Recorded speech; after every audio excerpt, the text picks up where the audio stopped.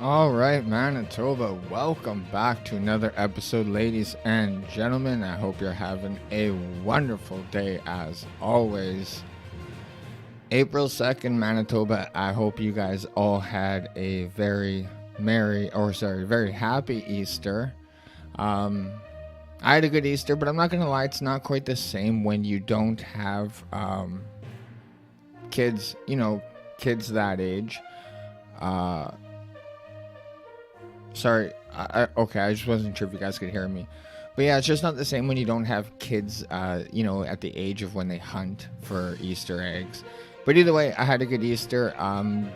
Not religious, so I didn't really celebrate it the religious way. I don't know if Good Friday or Passover, you're not allowed to eat meat if you're a Jew or something like that. Because Manitoba, oh my God, did I have a lot of pork over the weekend. I don't know why I had so much bacon and pork sausages. I don't know why I had so much, but it's kind of funny I had it over Easter. I think when you're not supposed to have it if you're religious. I don't know. Either way, Manitoba, comment below if you guys had a good Easter. And if you guys still have young ones at home and you guys did the whole Easter hunt and all that stuff. This is a live show Tuesday and Thursday, 7 o'clock. Share it with your friends, Manitoba Freethinker podcast on YouTube, Rumble, and Facebook. The big ask would be go to Rumble, share that link, watch it there. NB Freethinker on TikTok and X, and nbfreethinker@gmail.com if you want to send me an email. All right, Manitoba. So I'm just going to go ahead and say it. Is Nahanni Fontaine the worst politician that we quote unquote have serving the people of Manitoba? And for those who don't know, she's the Minister of Families. But for the last couple months now, I've had the, I would say, displeasure of listening to her speak in the Legislative Assembly of Manitoba. And the one thing I've learned, and it didn't take long, is you are not allowed to ask her any questions, Manitoba. And the second you do, you will be painted as it being hateful or you're disgusting or you're ill-informed, or she will literally criticize you just for being a new member. And this is just for asking questions. But those those of you who don't know, she was elected in 2016 and was reelected in 2019 for St. John's riding. So, yeah, I'm just going to go ahead and say, I mean, all politicians are not made the same. I think she's the worst. For months now, she'll go, like I said, go in front of the TV, and unless the narrative is minority victim, white offender, mainly male white offender, she will just ghost any questions or concerns that you have, like any of them. It literally has to be minority victim, non-minority offender. That is the only time Nahanni Fontaine will actually fight for anyone in the province. And it does not matter who points the fingers at her. It's the same response. I'm sure you guys remember when the province cut ties with Winnipeg foster home after they were giving their teens marijuana. And obviously, I think rightly so, they should have cut ties with this. But right off the hop, Manitoba, she refuses to acknowledge any part in this. The Manitoba Advocate for Children and Youth is pointing a finger at the province for not providing group homes with the tools and supports they need to look after kids who are struggling with addiction to much harder drugs. Gott said that the province needs to do a better job supporting kids it takes into government care. Quote, the government needs to step up and provide appropriate resources for children and youth that are vulnerable and provide supports wherever needed.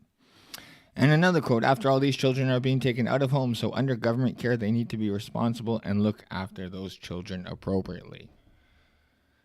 So when all this comes to a head, Manitoba, um, Nahanni Fontaine is nowhere to be found.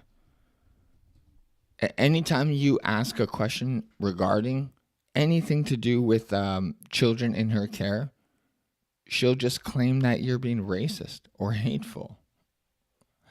I mean, I guess the Winnipeg Police did not get this memo. The PC Party did not get this memo. All Manitobans in general, I'm going to say, did not get this memo. Because under this NDP government, apparently, it is not okay to criticize your government. It's not even okay to ask a question. Never mind criticize them. And what started all this, Manitoba? Just talking about the growing trend of violence in the province. That's it. Something that the NDP party is desperately trying to scare people off from just asking questions or just talking about the violence that's happening in the province. Manitoba, all this, I'll show you videos. I have some clips to show you guys of how our elected officials act when asked questions about something that concerns all Manitobans. But I'm going to show you what it stemmed from. 4 violent robberies in Winnipeg this week appear connected, carried out by young people, police say. So this is an older article, March 14th. But in the MLA, like in the legislative building, this, like during question period, we're in April 2nd, and she's still refusing to answer any questions regarding this. A string of violent robberies in Winnipeg over the past week appear to have been carried out mainly by young people living in group or foster homes, Police Chief Danny Smith says. 4 people were targeted in 4 separate robberies from Sunday to Tuesday. Police say they're linked 4 teens and a 20-year-old man to the attacks so far. Quote, the youths involved in these crimes were of the understanding that they were known to each other and many of them were together when these crimes were committed, Smythe said on Tuesday.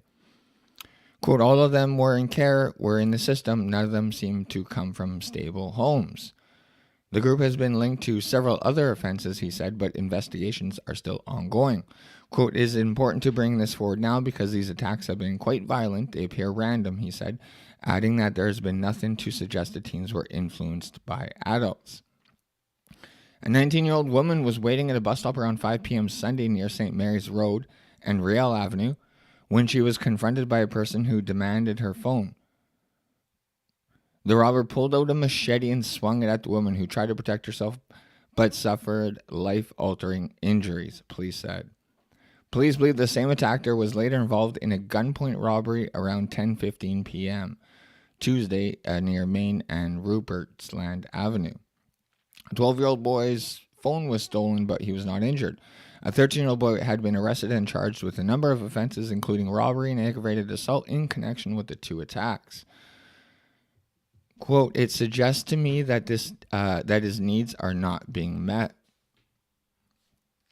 As much as we could do on the criminal side, some attention needs to be addressed to the needs of those kids that are in the system, end quote. Early on Tuesday, shortly before 1 a.m., a 25-year-old man was robbed by a group of young people on Main Street between St. Mary and Graham Avenue, police said. 4 suspects were arrested near Provincial Boulevard near St. Joseph Street. A can of bear spray, a large serrated knife, and a curved knife were found on 2 of them, police said. 20-year-old man was charged with robbery and 2 counts of possession of a weapon. 17-year-old is facing a possession of weapon, according to police. Both were released on the undertaking. 2 other 17-year-olds were released without charges. On Monday, a 25-year-old man was also robbed with a machete on Waterfront Drive near the Forks, Smythe said. Quote, even though we've identified someone and we think is responsible, the victim in this case doesn't want to proceed with any involvement with the criminal investigation. Smythe said his officers generally see many kids each day that appear to be involved in the foster care system who are turning to crime due to lack of supervision. Quote, those responsible for caring for the youth in those facilities, they don't have the resources or the tools to meet the needs of the youth in their care. See that, Manitoba? Someone else pointing the finger at Nahanni Fontaine, and she is having none of that. Quote, this means that the kids are left to themselves to go anywhere and do anything that they see fit. Some of them are getting involved in crime, and then very serious crimes like the ones I recapped here today. Kids in care are also more vulnerable to exploitation and often become victims of crime.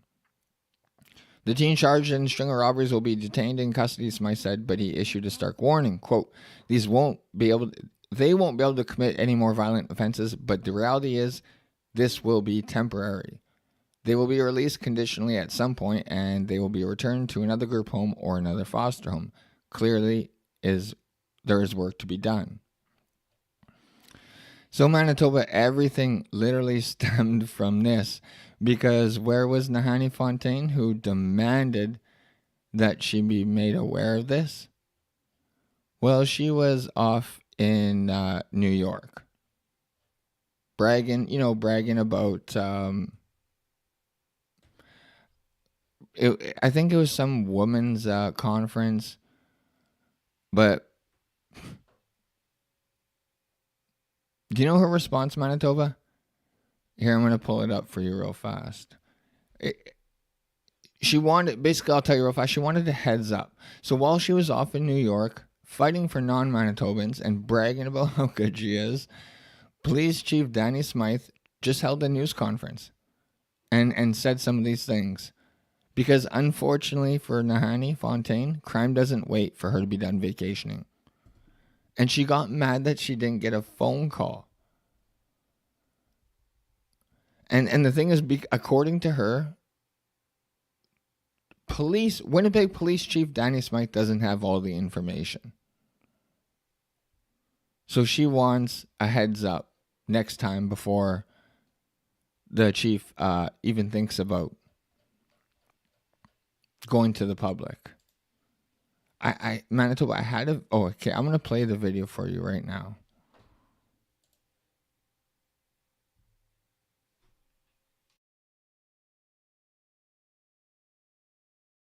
Please use a... Okay, there's going to be an ad. Yeah, so I'm just going to play you... the camera was on me anyways. I'm going to play you a video, Manitoba, and this is what Nahanni Fontaine was upset about. It's mind-blowing.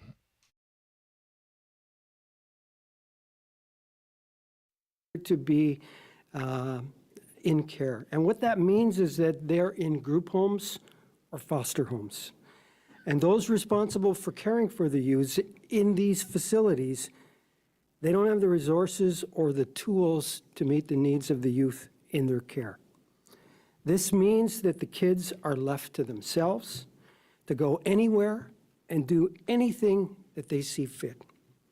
Now, some of them are getting involved in crime, and some very serious crimes like the ones I recapped here today. I also want to point out that some are also left vulnerable to be exploited and often becoming victims of serious crimes themselves. No shortage of examples of that. And certainly circumstances of the young homicide victim on Graham Avenue this past December is an example of that, where someone that would have been in care or in a group home was left to her own devices.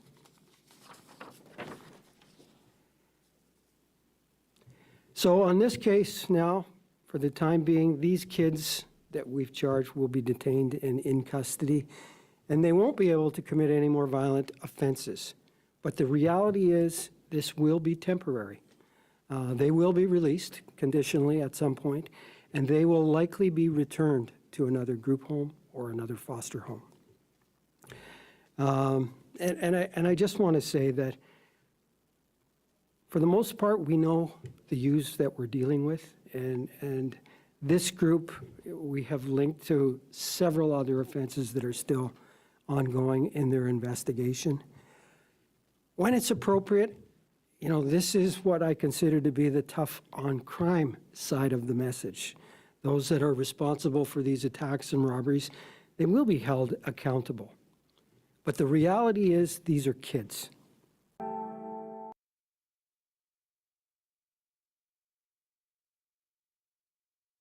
All right, so do you guys feel like Chief Danny Smythe did anything wrong there by literally reporting to the public these violent crimes? But Nahanni Fontaine wants to be the gatekeeper of information. That's essentially what she's asking to be. Heads up would have been nice, Fontaine says of Chief. Families Minister Nahanni Fontaine says she wishes Winnipeg Police Chief had contacted her before holding a news conference last week to raise alarm about youth in care committing violent crimes. Quote, he could have called me, the minister said in an interview Wednesday. I would have talked to him and had a conversation with him first, said Fontaine, who noted they have had each other's personal cell phone numbers because they've worked together for years. He didn't necessarily have all the information available to him, Fontaine said in her office. Keep that in mind, Manitoba, because I'm going to show you some clips of what happens when people try to find out the necessary information. Like I said, Manitoba, she is trying to be a gatekeeper of information. And she's trying to hide the cold, hard truth from everyday Manitobans. I'll read on, though. Smythe held a news conference to discuss a spat of attacks involving underage accused who are living in groups or foster homes where caregivers don't have the means to give them a stable life. Quote, the violence that we're seeing is remarkable, Smythe said at the time. They're wielding machetes and using them almost at what appears to be indiscriminatory. Keep a note, he brings up the machetes because apparently that's not allowed for our opposition. I'll play clips to prove that. Fontaine, the minister in charge of the child welfare system, was in New York at the United Nations last week and was not available for interview to respond to Smythe. So she wants everything to be put on hold because she's off in New York. During the question period Wednesday, the PC critic for families and justice called out Fontaine for being absent and failing to address the issue. Fontaine didn't respond to their questions but agreed to a media interview in her office. Quote, my concern and my caution is that we make blanket statements that we're painting all youth with the same brush. I think that there's some intrinsic harm that can happen in that it certainly does contribute to anti-Indigenous sentiment. At the end of the day, we're talking about children, said Fontaine, who was the former NDP government special advisor on Indigenous women issues until she was elected in 2016. See what I mean, Manitoba? Right away, she goes to the race card because she does not care about Manitoba children or Manitobans in general. She cares about the narrative. She wants to make it an Indigenous issue, claiming that if you bring up stats, cold, hard stats, that's going to give people an anti-Indigenous sentiment. Quote, we should be very mindful and cautious when we're attaching a particular narrative to children without all the information, said the minister. She said that if they were asked about which children are in care, 99.9% of Manitobans would identify them as Indigenous. So do you hear that, Manitoba? Nahanni Fontaine thinks 99.9% of Manitobans are racist. That is just another way of putting it. She thinks that when the Winnipeg Police Chief reports crimes or when the mainstream media eventually calls out her on her lack of duty, she thinks she doesn't want to report the truth because Manitobans are going to relate crime to Indigenous. That is insane, Manitoba. She is Minister of Families, and she specifically only chooses to stick up for people who meet her specific criteria based on physical characteristics. I'll continue. While there are pockets of violent incidents, the vast majority of kids in care are not in conflict with the law. They're navigating the system. They're being cared for. They're being loved. We've got folks helping them with complex needs. There are all kinds of pathways to reunification. After Smythe's extraordinary news conference, the Assembly of Manitoba Chiefs and the Manitoba Children's Advocate on Friday echoed his concerns about the lack of resources and support available to youth in the child welfare system and their caregivers. Quote, I understand Chief Smythe's concerns and where he is coming from, Fontaine said Wednesday. She has not spoken to Smythe about his comments. She said, we are all on the same page in respect of wanting safe communities. What we are not on the same page, though, Manitoba, is wanting the public to know about it. But keep in mind, nothing was racist about or unacceptable when the Assembly Manitoba Chief or Manitoba's Children's Advocate echoed their concerns. Only when the Chief of Police does. Premier Wabkanu told the House Wednesday that a public safety summit has been set for April 30 to bring together organizations and community groups to come up with a plan to tackle issues such as those raised by Smythe. He responded to opposition questions put to Fontaine by the Tories, including Families critic Lauren Stone. She questions Fontaine's commitment to the Families portfolio and was admonished by Speaker Tom Lindsay for calling her the Minister of Social Media Vanity. Shots fired, Manitoba.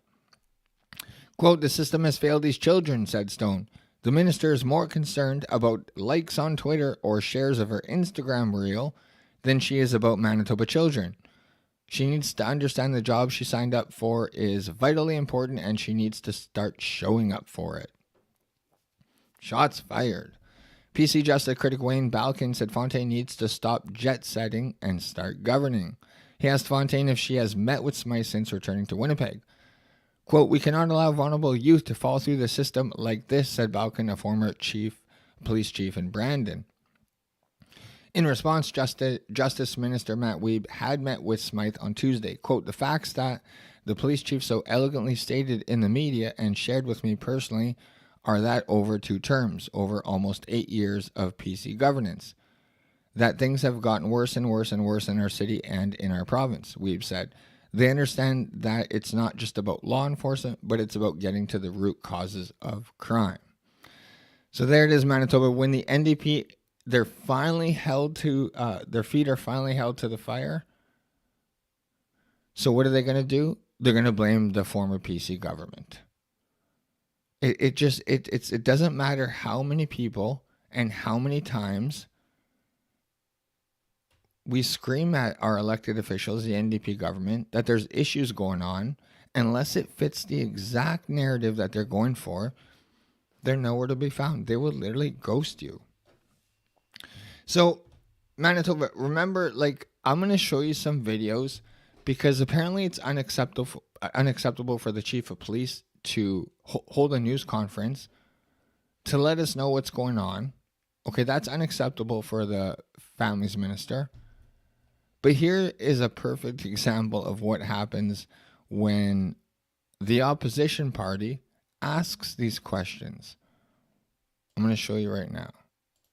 With the Winnipeg Police Service raising concerns about organized groups of kids in care lacking the basic supports that they need to stay on the straight and narrow.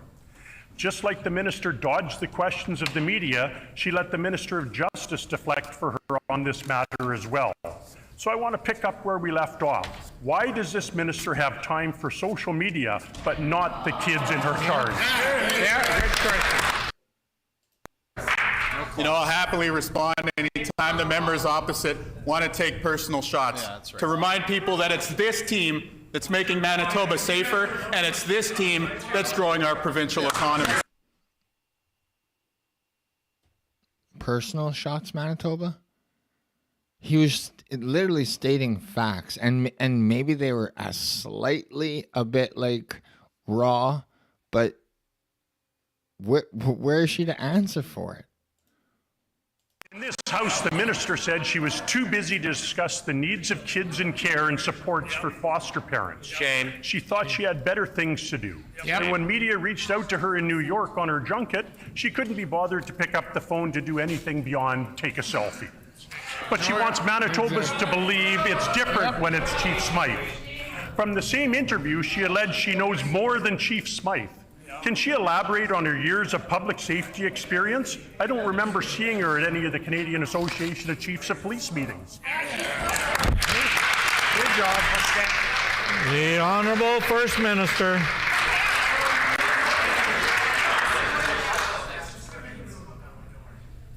You know what I'll say to the member for Brandon West is, I understand that he is a new member of the Legislative Assembly here, and I'll simply provide direction that he does not need to read whatever it says on the piece of paper handed to him by PC caucus staff. The reason why is because he's taking this time that's valuable, hallowed time in this important chamber to launch personal attacks against a Minister of Families who is an inspiration to young people in our province.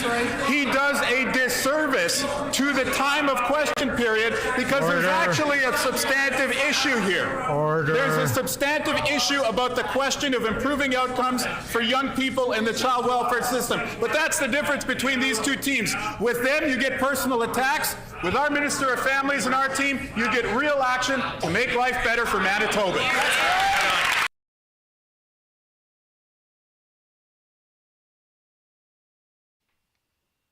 That is the second time. I mean, not more than second, but the second time in recent, like I would say a week and a half, where they accuse the opposition of them being a quote-unquote new member. That is literally Nahanni Fontaine's favorite thing to do. The guy that they're accusing of being a quote-unquote new member is the former chief of police for Brandon. So I think he has a little bit of experience in dealing with crime and youth crime, a little bit more than Nahanni Fontaine. Because when you're actually dealing with crime head on, you don't deal with race. You deal with facts. You don't just deal with what sounds right. But they're literally trying to play him off as being inexperienced because he's a new member. Instead of listening to the substance of what he's saying, the former chief of police of Brandon. So when Nahanni Fontaine, again, this is him asking Nahanni Fontaine questions and then Wab Kinew jumping up and answering because they're claiming that those are personal attacks. Meanwhile, they're just questions. Just questions. But every time there's bad news in the news cycle, they'll claim it's a personal attack. So when she finally does answer, I'm going to show you. Again, Manitoba, I just played to you, I just read to you how she wanted the chief of police to go to her because she has all the information. Okay, she has all the information and she wants to be the gatekeeper. Honourable Speaker, the last time we were in this House, I asked the Minister of Families why she did not make the time to respond to serious incident regarding children in care that left an innocent woman with life-threatening injuries. The Chief of Police made a statement. The Manitoba Advocate made a statement. The Assembly of Manitoba Chiefs made a statement. But when the media called, the Minister did not. Will the Minister of Families please explain why she's refusing to speak about public safety and kids in care? Honourable Speaker. I know that the member for Midland is also new here, but what I would share with folks here is that as the minister responsible for families, I have a duty that there are certain things that I am not able to share or comment with in the public. It is actually the law, Honourable Speaker, and so I am going to protect individuals that I am charged with and responsible for their safety. And the members opposite can continue to ask those questions, can't answer questions that put people and youth at risk. So they can continue to ask. Unfortunately, I'm just not able to answer some of those questions. All right, so you heard her, Manitoba. It is against the law for her to answer these questions. So do you see how she's just gaslighting everyone? She'll go in front of the cameras and say, oh, people should have come to me. I have all the information. I have all the stats. Don't go to the public. Don't go to the mainstream media. Come to me. But then when she's asked these questions, first of all, Wab Kinew will claim their personal attacks. But when she's finally feet are held to the fire, she claims it's illegal.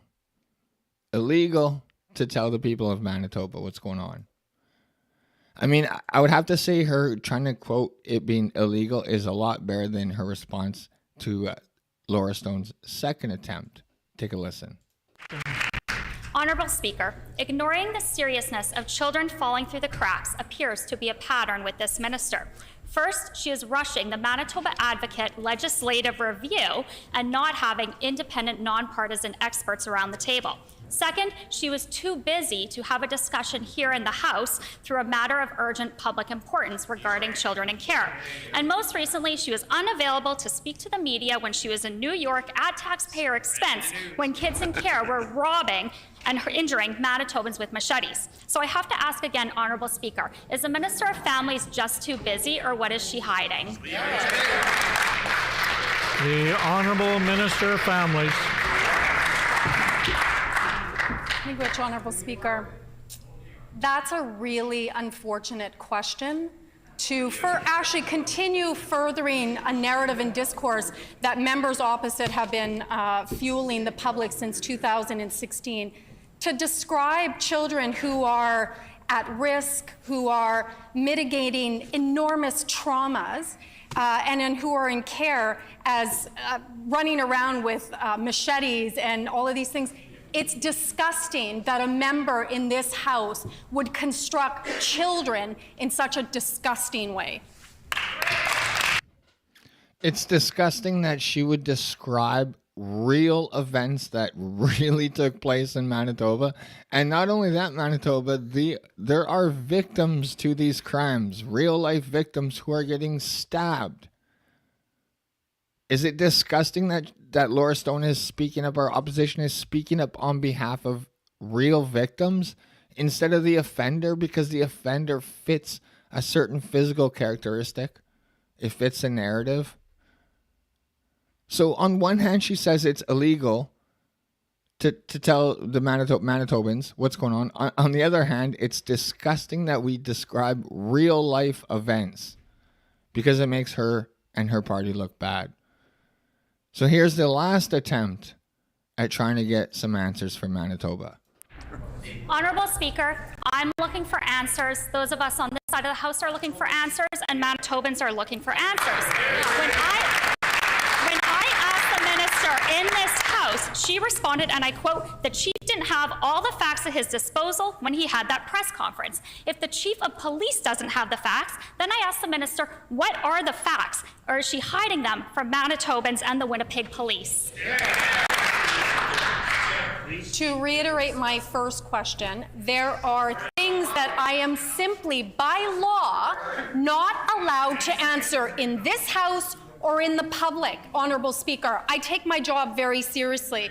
And if you want to talk about members opposite, they were no friends of children in care at all. In fact, when members opposite closed down the Agassiz Youth Centre in 2022, they did so without any resources or plans for children that need extra supports. Nothing, nada. They just sent these kids out into the world with no supports. So I will take no lessons from any single one of those members opposite. Time has expired. Unfortunately for her, Manitoba, it's not just the PCs that are calling on this. Like I said, the Assembly of Manitoba Chiefs are, advocates for children are. Everyone is calling out the Manitoba government because, like, they refuse to acknowledge the fact that, unfortunately, we did elect them. They are in charge, and they don't want to answer to what's going on in Manitoba. But either way, Manitoba, this is a live show Tuesday and Thursday, 7 o'clock. Thank you guys for tuning in. Once again, the big ask would be go to Rumble. I'm fighting that inevitable Facebook ban. Manitoba Freethinker Podcast on Facebook, YouTube, Rumble, MB Freethinker on TikTok and X. And if you guys want to send me an email, go for it, mbfreethinker@gmail.com. Manitoba, the NDP did release the new budget today. April Fools. If you're working, it sucks. If you rely on the system and you like nice, pretty words, it might be something for you. But either way, Thursday, I will probably go over that. Maybe, maybe not. We'll see what happens. Tune in. Love you guys, and I'll catch you guys in the next one.